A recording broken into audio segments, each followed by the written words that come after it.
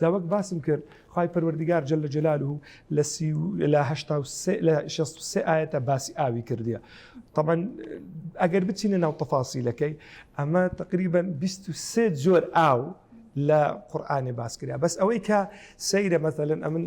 بەلام سەیر بوو مثلا ئەو ئاوەی کە خوددا جەل جەلالوه لە دنیای باسەکە بە مای ژیان عین ئاویشە تەماشاکەی لە قیامەتی و لە بەهەشتش دەورەی باڵای هەیە لە جوانکردنی ژیان لە بەردەوامبوونی ژیان. بەس ئەوەی کە ئیبن عەباس فەرمی هەموو شتانێک کە خوا جەل جەلالوه لە قورئانی باسی ئەکا دەربارەی بەهەشتێ تەنها تەشابوهی ئەسما و ئیلا حەقیقەتەکەی جیاوازە. یعنی پێکهاتەی ئەو شتانەی کە لە بەهەشتێ هەنا جیاوازن لەگەڵ پێکهاتەکانی، چونکە لە ئەوەی کە لە دنیاە پێکهاتەکەی بەنەوعی چیە قابلی فەنایە قابلی نەمانە. بەڵام ئەوەی کە لە بەهەشتەیە ئەگەر ناوەکەشی مەثەلەن ئێستا لەک نەما هەنجوین یانە شیر یانە تەماشاکەی مەثەلەن قەسب یانە ئاو، ئەوانە لەبەر ئەوەی ئەساسیاتن تو لە سەردەمەکی تەسەوڕەکەی ژیان لەسەر ئەو چار تشتانە بووە. مثلا خەڵک ئەگەر بێت و ئاوی هەبوایە قەسپی هەبوایە هەنجوینی هەبوایە مثلا ئەو شیری هەبووە خواردنی مەلیکان بووە. ڕێک ئەو ناوانە خوای پەروەردیگار لەسەر ئەساسی طبیعەتی مە لەبەرەوەی پێداویستی ئەساسی ژیانن لە قیامەتیش تۆ بەباسەکە، بەڵام بە بابەتەکی جیاوازتر. لێ پێغەمبەرمان عليه الصلاة والسلام کاتی ئەفەرمی إذا أفطر أحدكم فليفطر على تمر فإنه بركة. گەر ڕۆژتان شکاند لەسەر قەسپێکی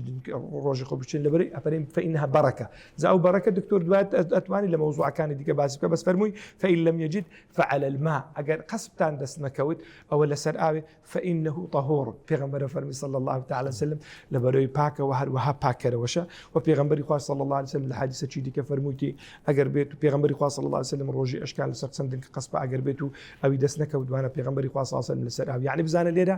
حتا ئەو وەختانەی کە ئینسان ئیتێنیە حتا وەختەی کە ئینسان ئیبرسیە تەماشاکەیت خۆراک لەگەڵ ئاوی بەیەکەوە باسکردن، چونکە هەردووچیان ضرورەتێکن لە بۆ ژیانی ئینسان. جام لێ بەڕاستی خوای پەروەردیگار جل جلاله کە فەرمی وأنزلنا من السماء ماء بقدر فأسكناه في الأرض وإنا على ذهاب به لقادرون. يعني كأفرمي أفرأيتم الماء الذي تشربون منتك أخوي پەروەردیگار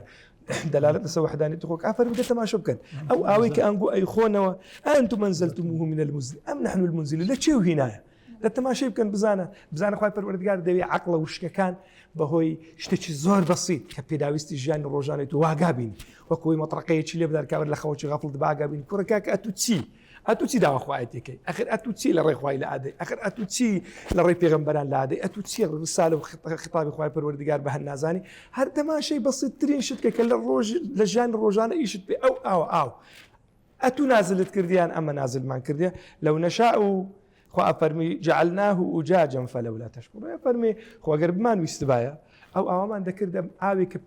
ئیستیفادەی لێ نەکرابایە یانە وەک لە ئاەتێکی کە فەرمی ئەگەر ئاومان هەر لە زەوی نەهێشتبایە نەمان هێشتبایە ئێ باش چێ بوو ئاوێکی مەعینتان لە چێن دەرێتان دینە لۆی کاک دۆرە من تەنسیقم لە گەندێک برادەرە هەیە لە تشات ئینسان ڕێکوپێکن فەقیرن داعینە یعنی یەک لە گەورەترین مشکلەکانیان تەسەوڕ بکە لەو ئاخیرانە گوندێک موسڵمان ببوو بەکاملی بیرێکمان لۆ لێدا بوو خێرخوازێک بیر بە چەندی لێدرا بوو بەکامل مواسەفاتیەوە بە دە وەرەقە یعنی $1000 گوندێک بەکاملی موسڵمان بوو چون بیرە ئاوەچان لۆ لێدا بوون گوتبیان کاکەما دەمەنگو موسڵمان بووینە ئەوەیان پێشکەش کردبوو گوندێکی دیکە خەبەر ناردبوو گوتبیان کاکە وەڵڵاهی مەش موسڵمانە بین ئەگەر بێت و بیرێکمان لۆ لێ بدەن تەسەوڕەکە یعنی لەبەرەوەی ئاو نییە لەبەرەوەی سەرچاوی ژیان کە بریتە لە ئاولێ خوای پەروەردیگار جل جلاله ئەو گرنگی پێدا هەم لە ڕووی ئیعجازیەوە و هەم لە ڕووی تەدەبوریشەوە چونکە هەندێک نیعمەت هەنە بچووکن لە پێش چای منوت و ئەمنوت بە هیچ شێوەیەکی تەدەبوری تێدا ناکەین کەچی ڕۆڵێکی زۆر گرنگ و مهمیشی هەیە لە ژیانی ئینسان بێ بەڕاستی ئەبێ ئینسان لە ڕەمەزانە محاولە بکە لەو نیعمەتانی خوای پەروەردیگار جل جلاله تێڕامینی تێبفکری تەماشا بکە بزانە ئەو ئاوەی کە خوای پەروەردیگار جل جلاله وەکو نیعمەت لە بۆ مەیدانە و هەروەها وەکو نیعمەت باسی کردی و هەروە کە ڕەبتی کردی لەگەڵ گەورەی خۆی ئەبێ تێڕابین بزانە چ نیعمەتێکی خوای پەروەردیگار لەگەڵەمەی کردی هەتاوەکو ئێستا شکرانە بژێر نەبووین هەتاوەکو ئێستا سوپاسمان لەسەر نەکردیە و بێ سوپاسی لەسەر بکەین چونکە ئەگەر سوپاس لەسەر شتێکی چکەکان کرا بە دڵنیایی ئەو شتە گەورەکان خوای پەروەردیگار وەکو بەخشندەی ئەیبەخشی میهرەبانی دڵسۆزی و لێزانی